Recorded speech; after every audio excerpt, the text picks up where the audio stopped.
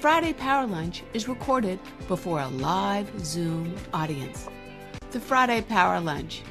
Badass women getting things done.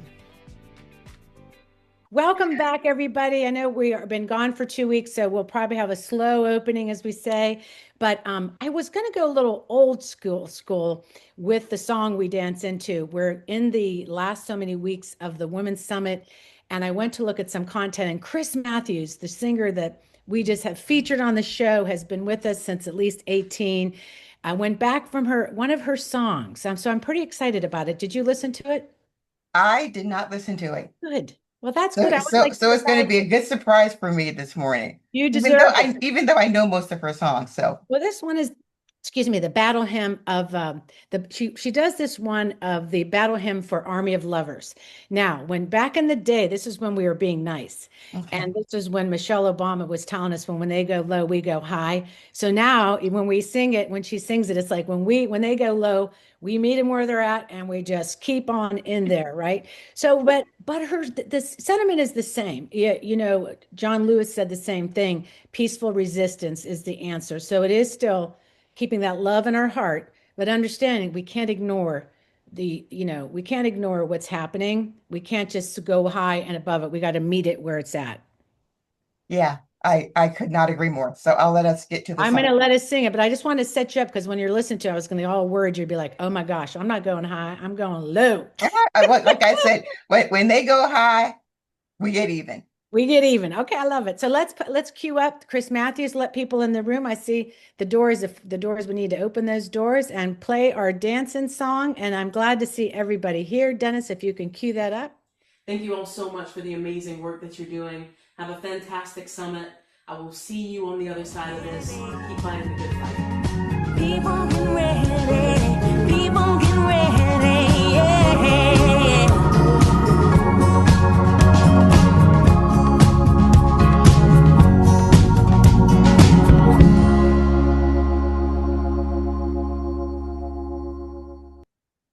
Okay, Catherine, I will just say this. You never cease to amaze me with these videos. Never, ever, ever. Nice. So that's a nice compliment. But I tell you what, I can't help but get myself all just verklempt, right? I'm just like, no matter what, having her. Oh, Lindley's coming in the room. Awesome to see Lindley Thornher. We have a lot of our royal family coming in to support Chris Nelson, Jessica Reynolds. What a show today. I'm so excited. Yeah, going old school and remembering who we are is really important when you're surrounded by people that want to tear shit down. And it's really hard to hold on to yourself and your center, but that's how we need to do because otherwise we lose our way. So I think even though like today, I was getting ready and Trump's cabinet Camp David thing is on. And I was like, it was one lie after another. And you just sit there and you're like, holy crap. And they're just on TV, best economy ever, best everything ever, it's just one lie after another, And so I think when it just gets you all stirred up, so we have to also, it's nice to come together and center ourselves, right? Yeah. So this is going to be funny because Lindley just came in and I'm about to quote her. So there are all kinds of things that really sort of hit your heart and touch you and make you feel really sad. And one of Mhm. the things that happened was when the Supreme Court made the decision about Yes. temporary protective status, and that was a really upsetting thing for me. Well, today we know that they are hitting certain states, immigrants, and calling them in and they will have to either decide to go back to Haiti immediately or they will wear a one of the things on their ankles, an ankle bracelet.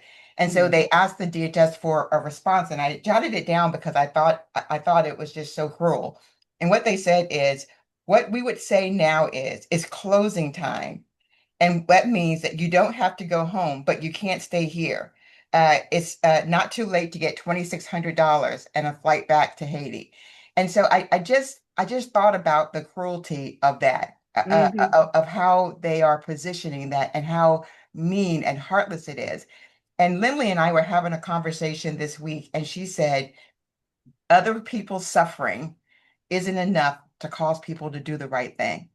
And I think that that's really what Chris is saying and what we're all saying is that as we sort of look to hearts of people to find the compassion and Yeah. empathy to be able to do the right thing. So even though when they go low, we go high, now we're going toe to toe or getting even, there is still this place where I believe that there are people out there who need to hear these stories and need to hear us talk about how it pains us as individuals, not connected to people in Haiti in any way, other than the humanity of people, that we are out here and we want them to join in with us to just care about somebody other than themselves. Yeah. So that's what I hope. Yeah, and we're gonna get to the show and excited to be back here, like I said, after 2 weeks, because we're heading into the summit on August 21st or 23rd. Haven't got your ticket, you're gonna get it today, trust me. Fauci been in the other day on TV, and I told people, when they want to deflect, people get drawn into this. I saw people triggered by the COVID thing because they know they're losing in Ohio. Pay attention, folks. In Ohio, the Democrats are making some inroads, and who would you want to bring in but Dr. Fauci to put up there? They did this with Hillary Clinton. It's a tactic. I see people on Facebook triggered by, oh, we were lied to, and such propaganda. Again, yes, I disagree with some stuff too, but this is just a triggering thing. It's a method they're using. We have to be aware. So when we're talking to people, but I can say it's because we're ahead, and in Ohio, Amy Acton was all about the COVID thing. So they're trying to just drag this conversation so people that were going her way may remember this thing. And it's all mind control. Just pay attention to the mind control. So we're glad everybody's in the room. Fennell, you're looking great.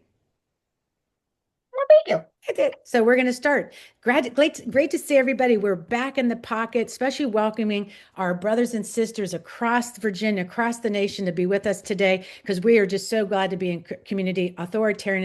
Authoritarianism dies when we decide to isolate. So we're glad we're convening and we're together. And today it's July 31st. Hard to believe it, but we are talking about winning where no one was looking. We're building power, one voter, one community, one partnership at a time. We have Laura Mayberry here, chair, founding member of Chief Executive Officer of Get Out the Vote PAC. We love what they're doing, this low propensity voter, finding our people, so important. And then we have a great roundtable with Chris Nelson, Jessica Reynolds, two badass, real kick-ass women that we are having in the room today. And there are so many things, and they wear so many hats that we just giggled a lot making the graphic because I couldn't fit everything on it. But they're Warren County Democrat Committee folks. And Chris is the 6th Congressional District Representative, and she's the Virginia Women's Caucus. She wears some other hat I'm sure that I'm forgetting, and we'll introduce her again. And Jessica is here as well. And we're just so excited to have them. And we have our news anchors here, Virginia Grassroots, Louisa Borowski, and Cova Coalition, Carrie Short. And sorry about that, Jessica, because I scrolled down that she is the Vice Chair, Warren County Democratic Committee, Co-Chair of Community Engagement, DPVA Rural Caucus. Welcome. Let's bring up Louisa. Let's get this party started, and we're going to have a great show. Hello, Louisa. Hello, everyone. It's so good to see you. Welcome back. I'm glad to Yeah, be thanks. here.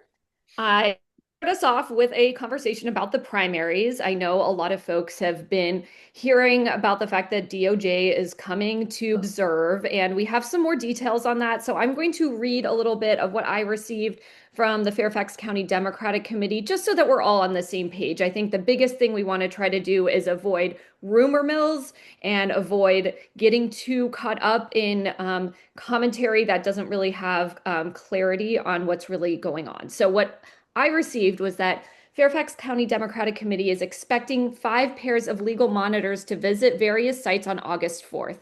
The Trump DOJ says it's seeking to assess their language services for voter support, specifically Spanish and Vietnamese services. With this information in mind, FCDC has identified polling locations where language services are especially important, and I'm going to share that in the chat. If you are bilingual or know someone who is, please encourage them to sign up and indicate their language proficiency in the questionnaire. If they're not available on August 4th, but may be able to help during early voting or the general election, I will also put an email that you can reach out to. So that seems to be the major concern. They also wanted to note that during other administrations, DOJ Monitor program has been a good faith effort to ensure access. If these visits are intended simply to observe lawful election administration, Fairfax will be demonstrating exactly why our elections are consistently recognized as among the best administered in the country. If, however, anyone attempts to undermine voter confidence, sow distrust, discourage participation. They will instead see a community that is informed, prepared, and united in combating misinformation. So I will also put in the chat, they have a training for their teams on the legal parameters that DOJ individuals must follow to not run afoul of Virginia and federal law. So we're making sure everybody knows about that. And also this Sunday at 7 p.m. on August 2nd, they will have training for their precinct operations and voter protection teams. So they are prepared. They know what they think they're going to expect, and they're also prepared if the expectations aren't met and there are other reasons for DOJ showing up. So wanted to clarify that for everybody, and also encourage you, if you haven't already and you have the time, please sign up to either be a poll observer or poll greeter in Fairfax. They have a ton of precincts and could really use additional support. So all of that will go in the chat once I'm done. The next thing I want to talk about is congressional district power packs. As we know, we are getting excited about the Women's Summit. Power packs are when we really start to release our plans and strategies for how we're going to support our candidates up and down the ballot this year. And Dennis is going to help share a couple of them with us. Of course, Dennis made these, and we are so grateful for all of the research she did. So here's the first version of Congressional District 1. As you can see, there are quite a number of primary candidates. Once we have clarity on who's going to be in the general election, their picture will go in that circle.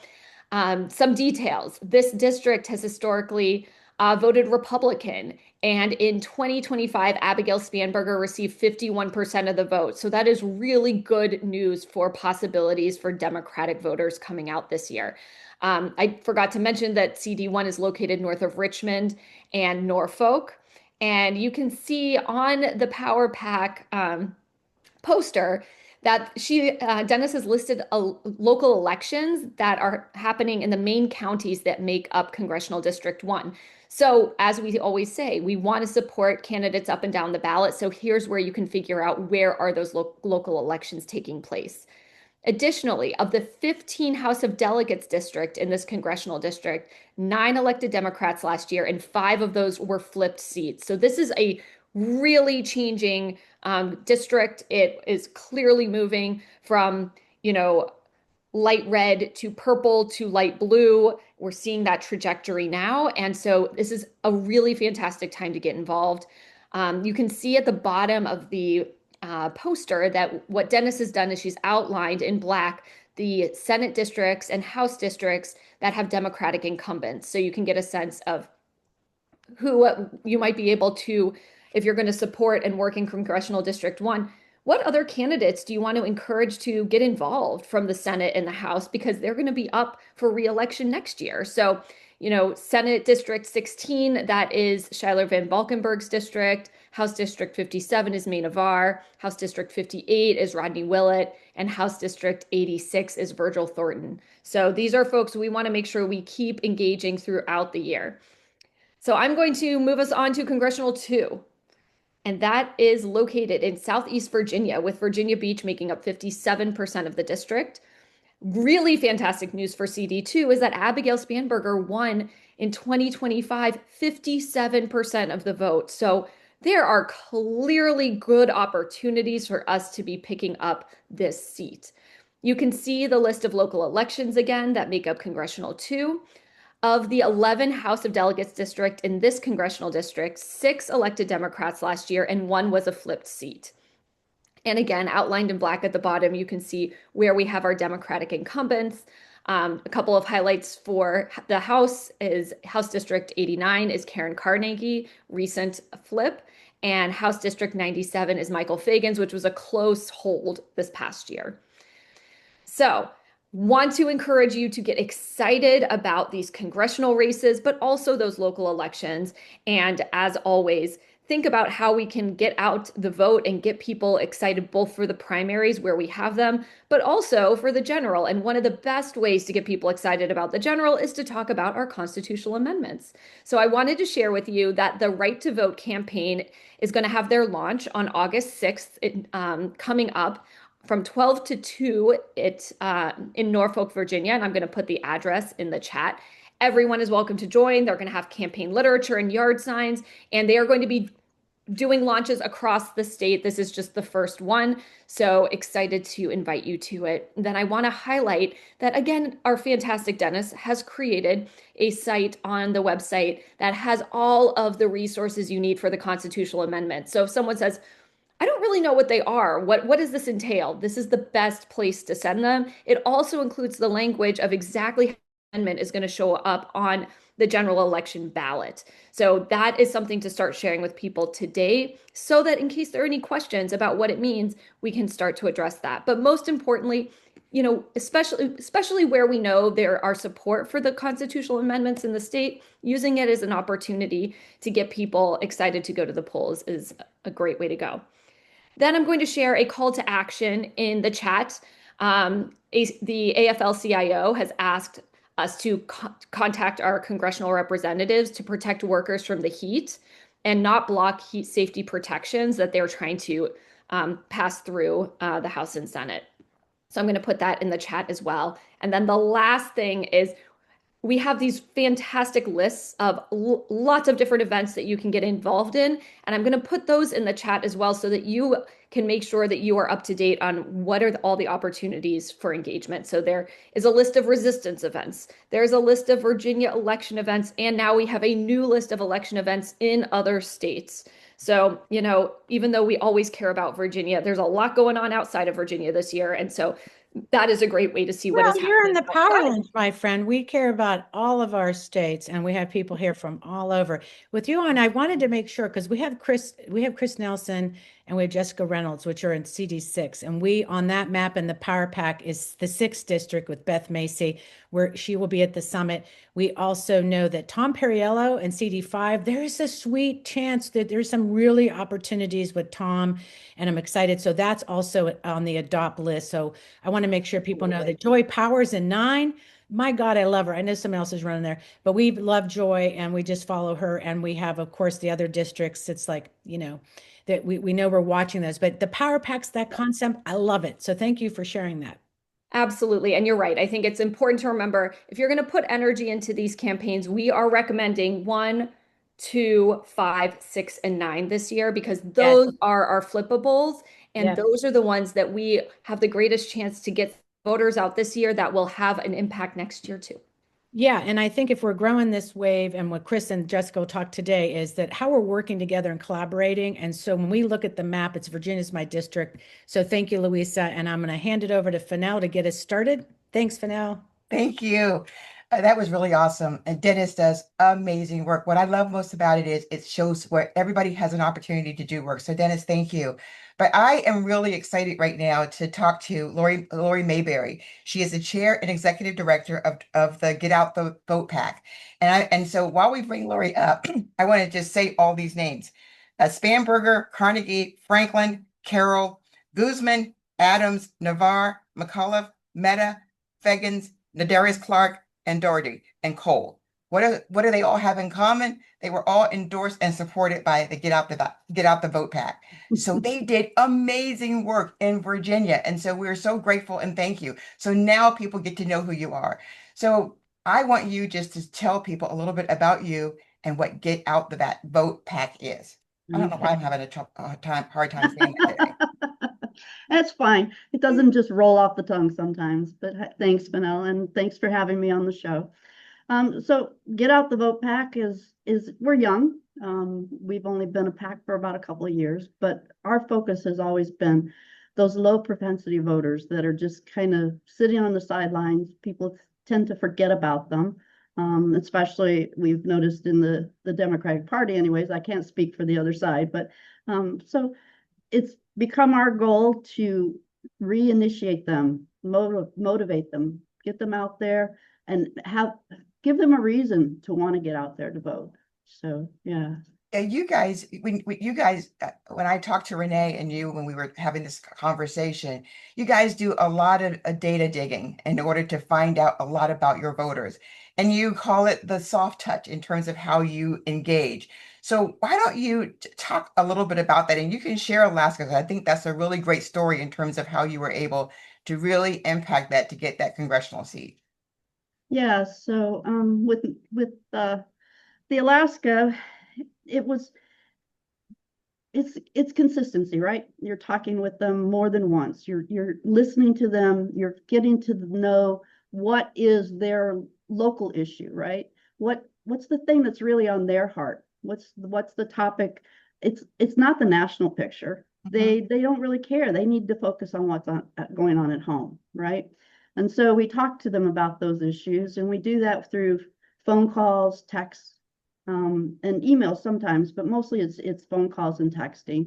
And so a lot of times it's having long conversations even when we're doing these phone calls. I remember some of my phone bankers telling me they'd get on a line for 10, 20 minutes with some of these voters. They want to ask questions, and that's great. We want to answer the questions as best we can. The more informed they are, the more likely they're going to vote, right? And they want to be heard. They think that the people running aren't running for them necessarily. They're just running for the big picture. And that we have to get across that the only way they're going to run for them is if they get out and vote, right? They've got to make their voice heard. And that's what we're hoping they'll do. So. And also in your data, which I was loving it, talking to Renee about some of the data too, you guys do some really interesting dives in terms of the way you talk about voters, the way that you talk about who's persuadable, who is not. Can you talk a little bit about how you guys think about that and how you use data to help that drive your voter turnout? Sure. So we look at a lot of demographics, and we start with, like, how often do they vote? Are they voting every time? Are they only voting in presidential elections? Why aren't they voting every time? You know, we try to dig into those demographics. Are they a set group? Are they all young? Are they all women?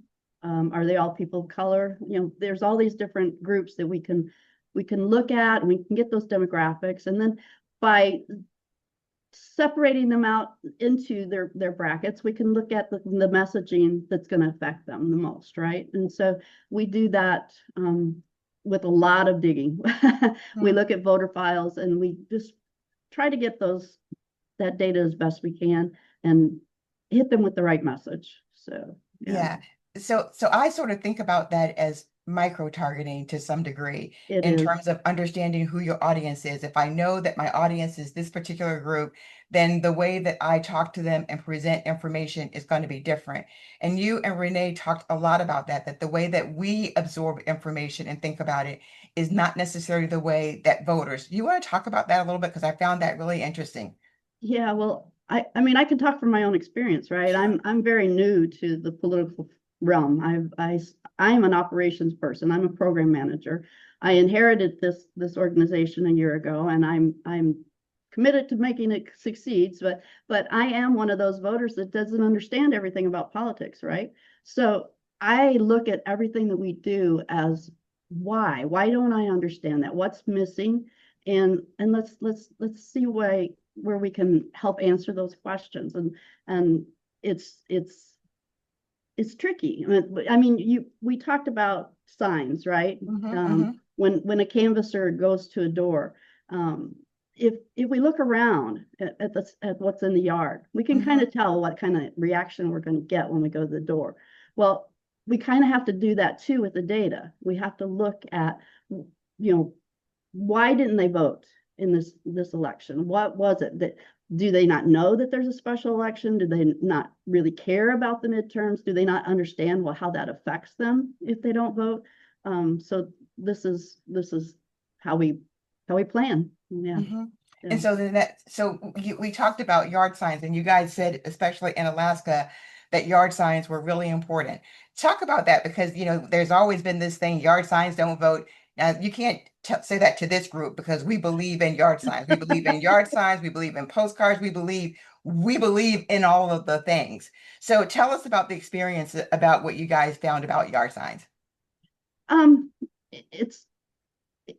It's telling, right? Whatever yard signs are in the yard or on the streets, it's telling about who that person is, what they think. And I know earlier this week when I met with you and Catherine, we were talking about billboards, right? I mean, you got to make it big. You got to bring out the signs. You've got to hit the messaging that is going to resonate.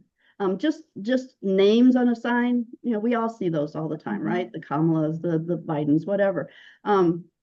But I thank you for the introduction to Bridge to Blue, by the way. And their sign program, I mean, I just love it. It's like being very specific about the issues. And so we need to be more vocal about that and bringing signs like that out there. And but when you see those signs, you know that's what that person cares about. They care about Medicaid. They care about women's rights, whatever it is. And then when you go to that door, you know that that's the issue you can talk about, right? So yeah, Yeah. That's pretty, that's, we know that. We just need other people to know that, but that's what funding does, so that we can do the things that we know are the things that we ought to be paying attention to. So this organization, and this is what I love about it, you guys, this is your priority, these low propensity voters, getting them out.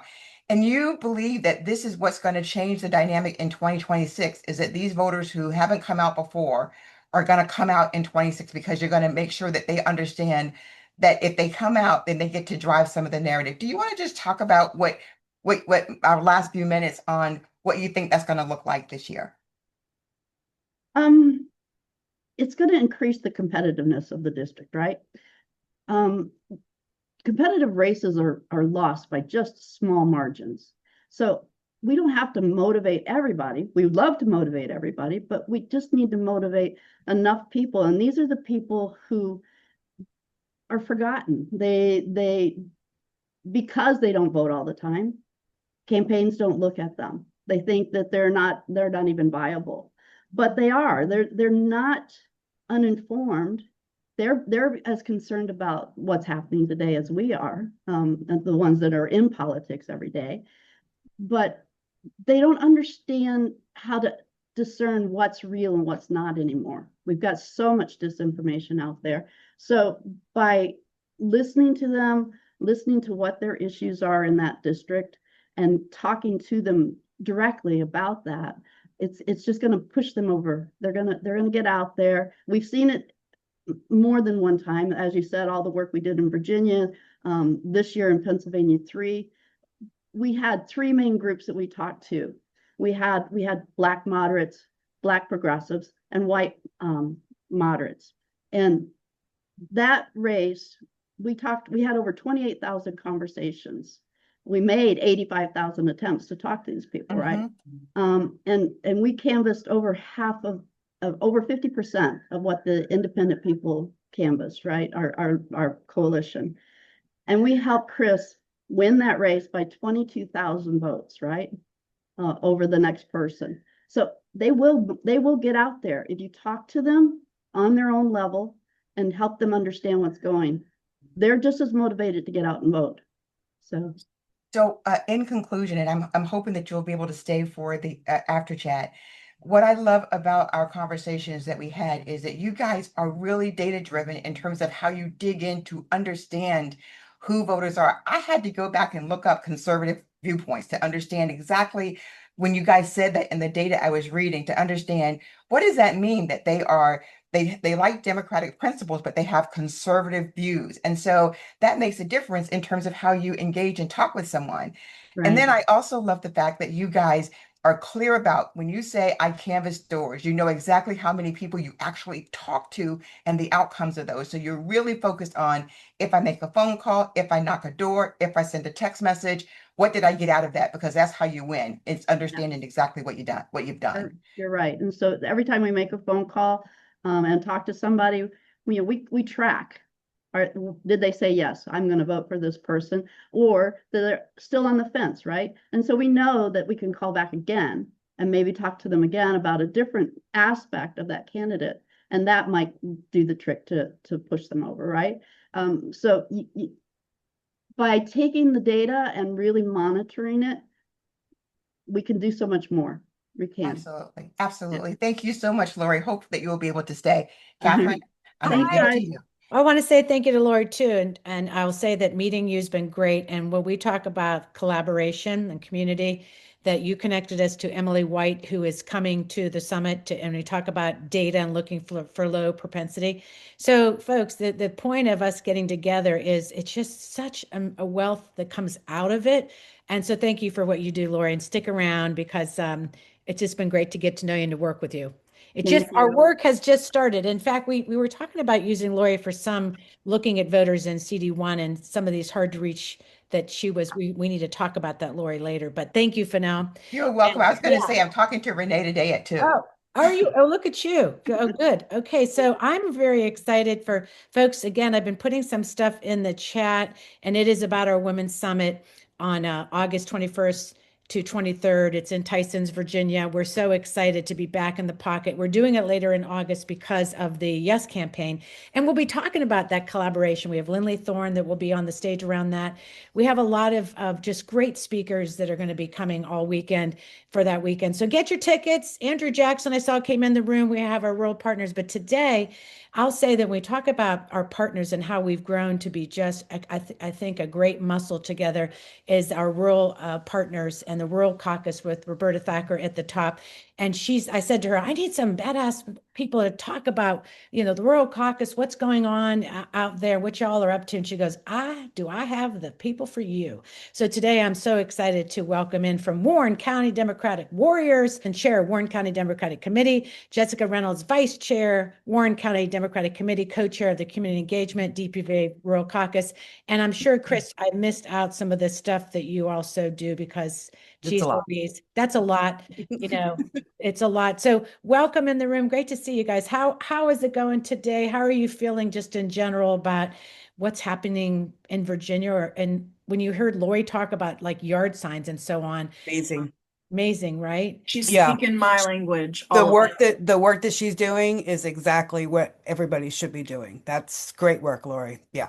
Yeah. Well, with that, I think when we want to hear about what you're doing, why don't we all start with Chris and then go to Jessica, introduce yourself more deeper on that level and like how you got involved in this and what you're doing on the committee. And you wear a lot of hats. So I don't know if you sort of have different outfits you need to change into, but go ahead, Chris. I am Chris. Hi, everyone. I've been a Democrat since the day I was born. And I really got heavily involved with the party when we had a small fraction of religious zealots basically come for our local library. And we sort of realized that our local committee was a little shy about, getting involved with that and didn't want to do too much pushback. So Jessica and I went and took it over. And we were able to save the library through elections by flipping seats and got our library fully funded and pushed all of those people back. That was basically how we got in. And then through more and more, we realized how important the work and the resources that we can now use to do those works being part of the, more of the inside of the Democratic, Party, that we had tools that we could use, data, like Lori was saying, and try to figure out exactly how and who to talk to. Find out where those disenfranchised, voters are and why aren't people voting? What makes people vote for a Republican over a Democrat when it's usually in their best interest to vote for a Democrat? So that's basically what Jessica and I have been doing at the committee level for the last 3 years. Yeah, and Jessica, let's hear from you because we have a little Women's Summit story here. It wasn't when we met you, we were able to onboard you at the summit. Do you want to talk a little bit about your founding story? Yeah, it's actually really similar to Chris's. I thought I was just showing up for a meeting, and the next thing I know, I'm the vice chair of the Democratic Committee. That's what happens when you show up. Hell yeah. I mean, it just snowballed, and suddenly I'm doing all this, and then I got involved with the Rural Caucus, and now I'm the vice chair for community engagement there. This has been a whirlwind the past 3 years. I never thought I'd be in this position, but it really did start with the library. I've met so many amazing people throughout this, and I wouldn't change it. I think too that I'm interested because when you have that issue based and got you onboarded, I think a lot of times that's how people start to get involved.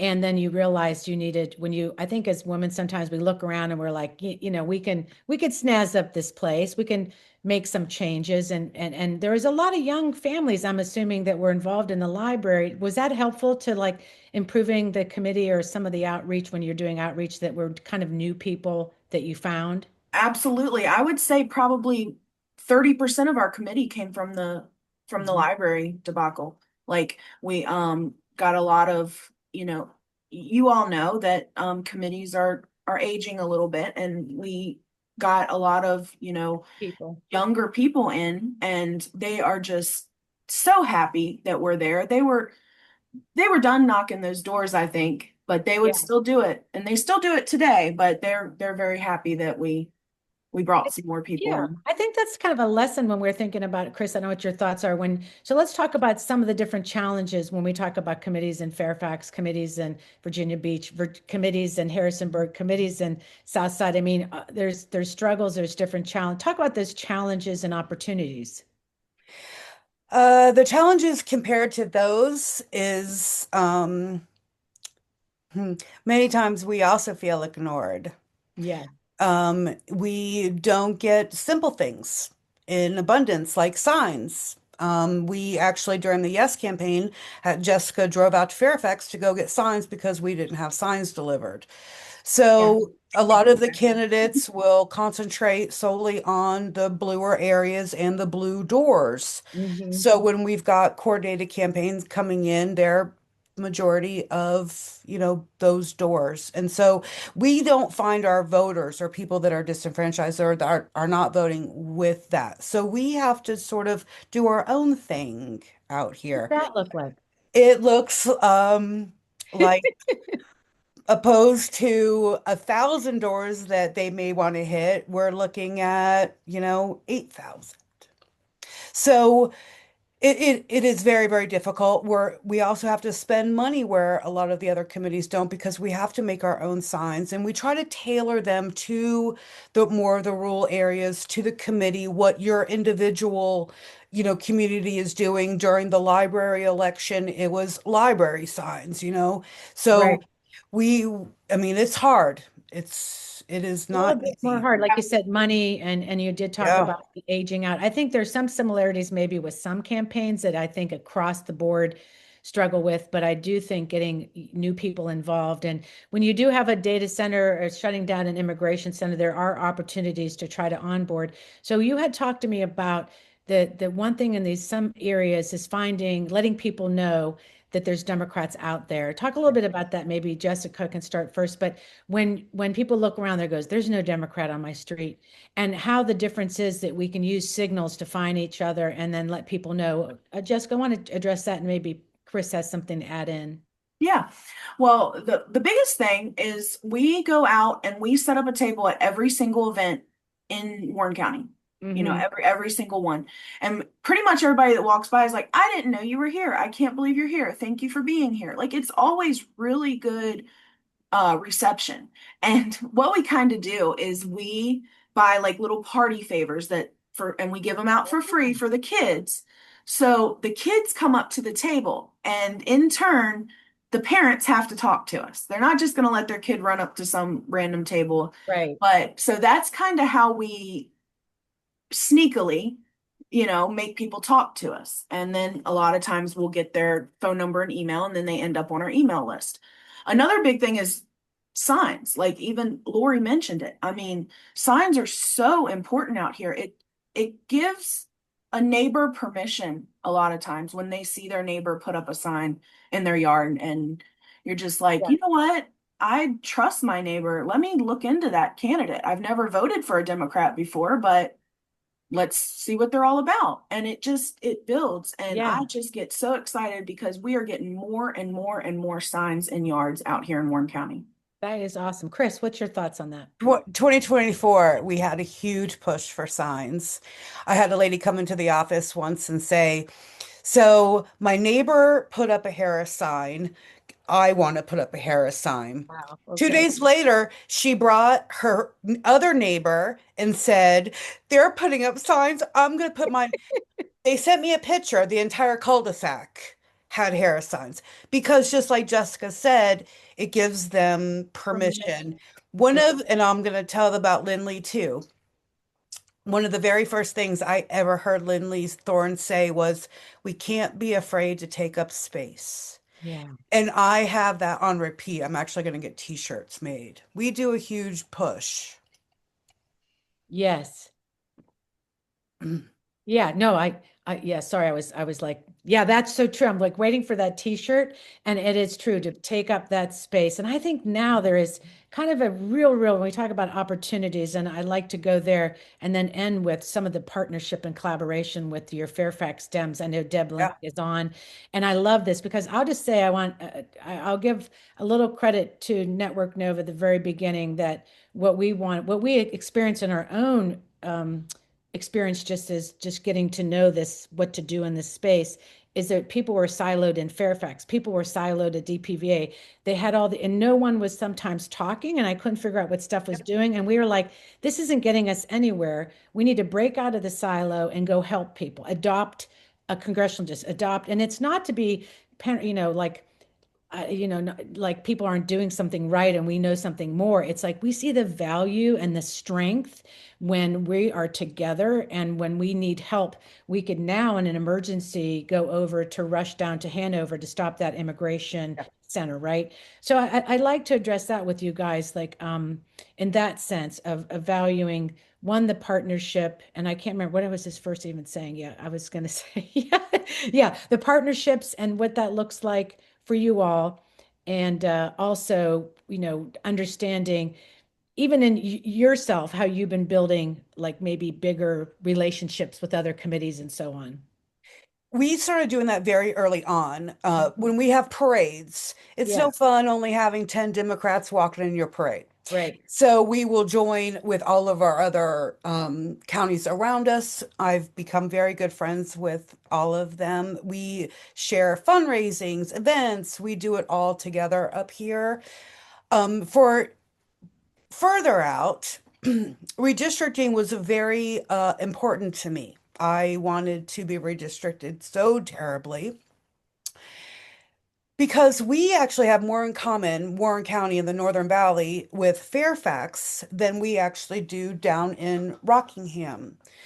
And so I wanted to be able to build those relationships out. So many people in the rural areas blame city folk for, all the bad things. And I wanted people to be able to see that we can build a bridge and understand each other's differences. They don't know that our women are having babies on the side of the road because we don't have maternity care in Warren County. So but Fairfax committee is actually doing something great, and I talked to them a couple weeks ago.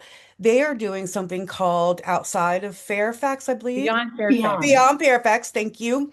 And they're actually going to be coming out here to the Northern Valley to help us canvass and knock on doors and do postcards and calls and everything to help us out. So I'm thrilled Yeah. beyond belief. And I think go ahead, Jess. Go ahead, please. I was just gonna say I think the ultimate goal like would be for rural organizing and urban organizing to just inform each other, partner with each other, and instead of just staying in these two disconnected lanes all the time.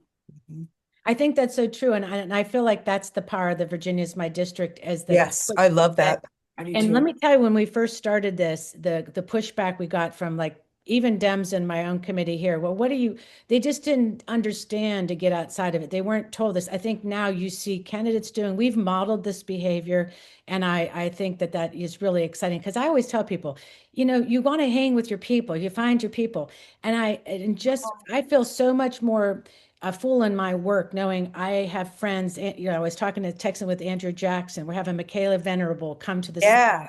This is great because truthfully, your people that you get along with, you vibe with can be in any part of Virginia, and you may not vibe with some people in Fairfax because they're totally like on a whole different vibe line. So find your people, be in community. Jessica Reynolds, it's great to see you. I'm sorry I know you're on vacation, Chris and Nelson. Some of you it's hard to get to the summit, but you're welcome.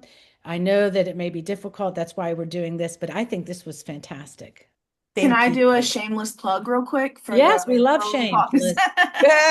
I'm gonna drop in our Rural Caucus kind of information sheet and how to become a member of the Rural Caucus. This Look, the Rural Caucus has been doing this for a long time. They understood that partnerships, not just in rural areas, are so important. So it doesn't matter if you're urban, suburban, rural. Please join the Rural Caucus. Let's get everybody together and let's increase voter turnout up and down the ballot, because I would argue a good delegate candidate helps the top of the ticket every single time. Amen. Amen to that. And Also, too, we are willing to come out to your committees if you would rather have us there in person. Jessica and I will travel to any part of Virginia to come and talk about the Rural Caucus and what we do and all of that too. I I'll think put Deb all would- the info in. we'll take you up on that, Deb. I know she's probably listening out there, Deb Lennox, the chair. And I'll say that is really, it really warms my heart to have you both on. And you know, you're absolutely right. But the Rural Caucus is probably, I think, the biggest caucus now because we all joined this year. Yes. 600.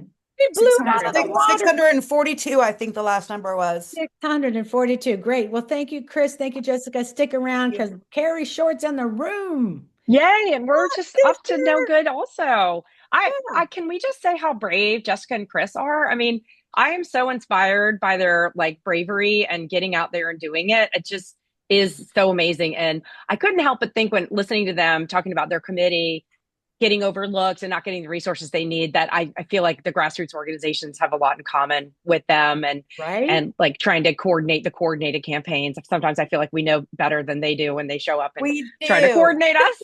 We're like, we who's coordinating who?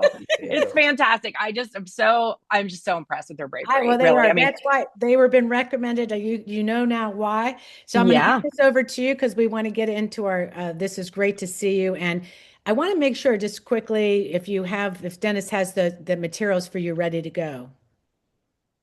Maybe, yeah. I've got I tell you what I'm gonna do real quick is I'm gonna drop this website in the chat. COVID Coalition, you know, similar to what we've always been saying, you know, who's gonna come save us? No one's coming to save us. We got to save ourselves.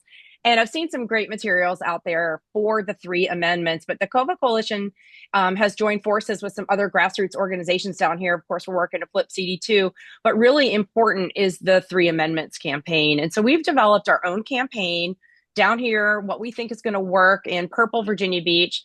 We are targeting the areas of Congressional District 2, but we have developed our campaign. Why are we stressing this campaign from now until November 3rd? Number one, we have been out in the streets talking to voters, and even the most dedicated Democratic voters do not know we have 3 amendments on the ballot this fall. It's quite shocking.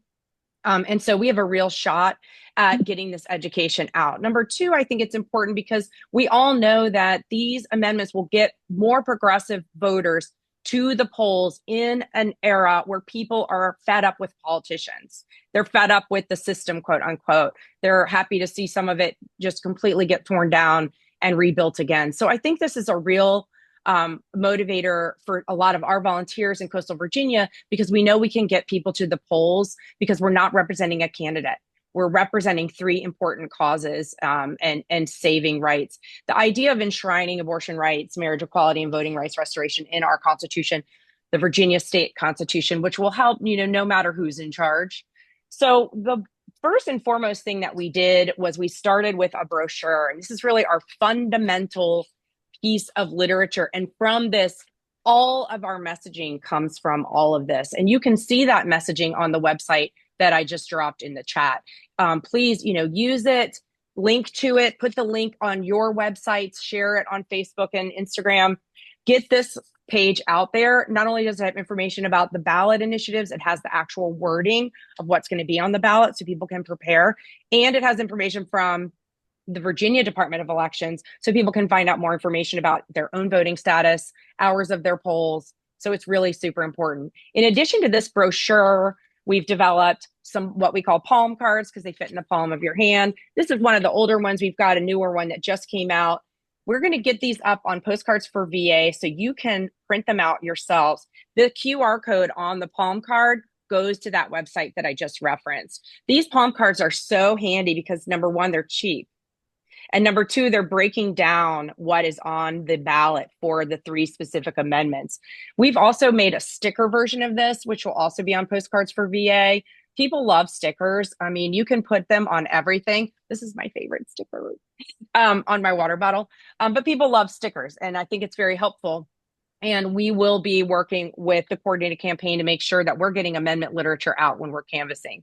The other thing that we're doing is we're working through the primaries this Tuesday. We're going to be staffing precincts. And even though, it's a low voter turnout opportunity with the primaries, we feel like we're going to be talking to mostly Democratic voters. So why not use this opportunity to get the word about amendments and show them that we're excited about the amendments, we care about the amendments, and they need to also. So we're staffing precincts. We don't have a ton of people. It's the dead of summer. So we're just doing opening, lunch, and closing. So this is our big, bold idea. The other big, bold idea that we had was to create some non-partisan, non-influencing materials that we can use with some of our partner organizations like League of Women Voters, people who have an issue, some people who are doing work on college campuses. They don't want to go out there full force partisan, vote yes, vote yes, vote yes, because it does close the door. So we have developed some nonpartisan materials. We've sent that up to get funded by Indivisible because we do have a coalition of indivisibles working on that.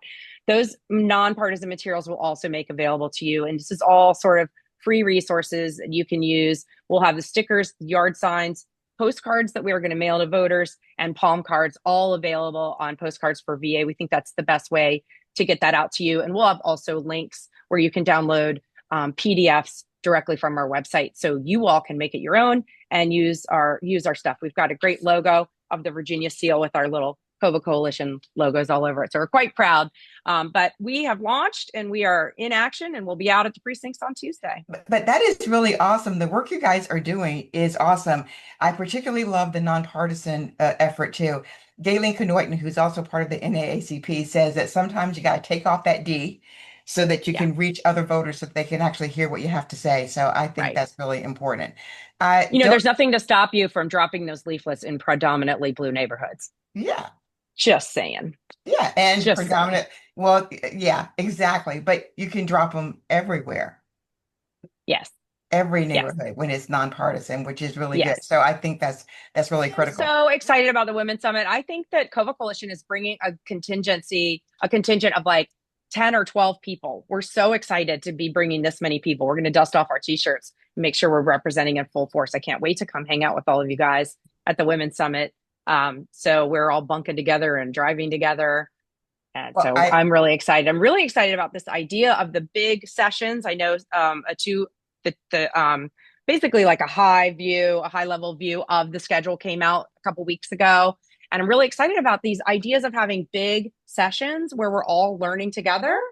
So let me just take just a minute and tell you about them. They are our 3 master classes. And I know that some of you have heard me say this like a million times, so I feel like I'm on repeat, but I'm going to say it again.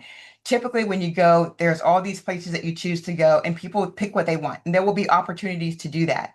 But this is different. This is different. The work that's ahead of us is so important that we all want to leave with the North Star insight to understand exactly what we're doing and why we're doing it. So we came up with the idea of the master classes. And these classes, every single person will get to attend it. You won't have to pick or choose. You'll get to be in it. There are 3 of them. No FOMO. Yeah, no. Turning Crisis into Power, which will be done by Robert Hubble, which is going to be amazing because it sort of feels like we're in crisis mode all the time. But what do you do when you're in crisis mode? How do you get out of it, and how do you turn it into opportunity? I think that will be transformative for us in terms of how we look at what's happening around us. The other one is The Art of Momentum, which will be Michelle Hornish, which sometimes these little teeny tiny things that you do turn into huge things. And we need to be able to understand that and pick up on them. And then finally, Rachel Bittercoffer will do The Power of the Unexpected, which is, I always say, the best example of that is this. When Virginia decided that they would do this Yes campaign, no one would have ever imagined that we would have fought that way. And we did. And no matter what anybody thinks about it, we won. We won. So the unexpected does have power, and we have the ability to learn how to use it. So I want us all to walk out of those sessions feeling transformed in terms of how we think about the road ahead. And then Sunday will be really big because you'll be able to take all of those learnings into different think tanks, immigration, data centers, messaging, And what is the last one? The three amendments, I think, are The three one of them. amendments. Thank you. The three amendments. Yeah, And so you're the welcome. three amendments. So it's going to be really awesome. So Yeah. that is really all. We're at the top of the hour at 1 o'clock. We hope to see everybody next week. Remember, on Sundays, we do the live sit down with Catherine and I, which are really, really fun. So we hope that all of you will join us for that. But now we'll just have us kick over to the after chat. How about that? All right. See you on the other side. All right.